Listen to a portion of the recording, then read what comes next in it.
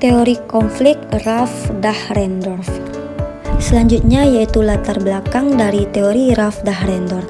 Teori konflik yang dikemukakan oleh Ralph Dahrendorf lahir sebagai respon terhadap dominasi teori fungsionalisme struktural yang berkembang pada masanya, terutama pemikiran Talcott Parsons yang melihat masyarakat sebagai sistem yang stabil, harmonis, dan cenderung seimbang.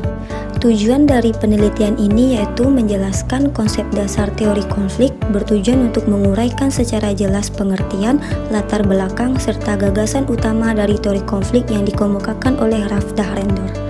Selanjutnya yaitu pengertian dari teori konflik Ralph Dahrendorf, yaitu teori konflik adalah suatu perspektif yang memandang masyarakat sebagai arena pertentangan antara kelompok-kelompok yang memiliki kepentingan berbeda.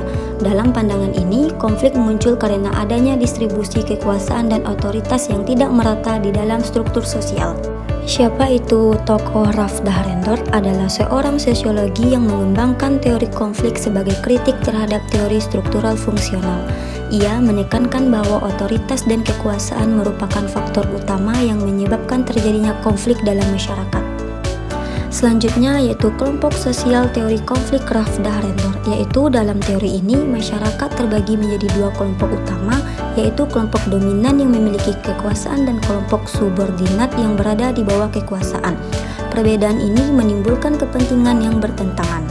Selanjutnya yaitu sumber konflik dari Ralph Dahrendorf, yaitu konflik dalam masyarakat muncul akibat ketimpangan distribusi kekuasaan, perbedaan kepentingan, serta adanya tekanan dari kelompok dominan terhadap kelompok subordinat.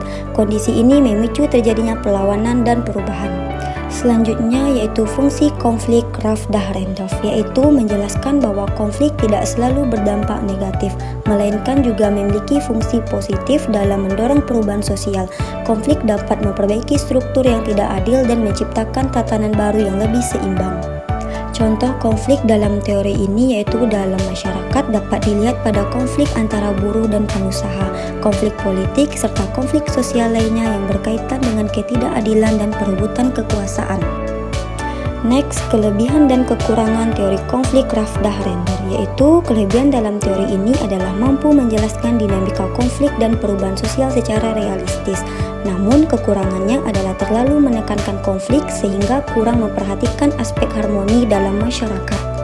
Dapat disimpulkan dari materi di atas yaitu bahwa teori konflik Ralph Dahrendorf yaitu menegaskan bahwa konflik merupakan bagian penting dalam kehidupan sosial.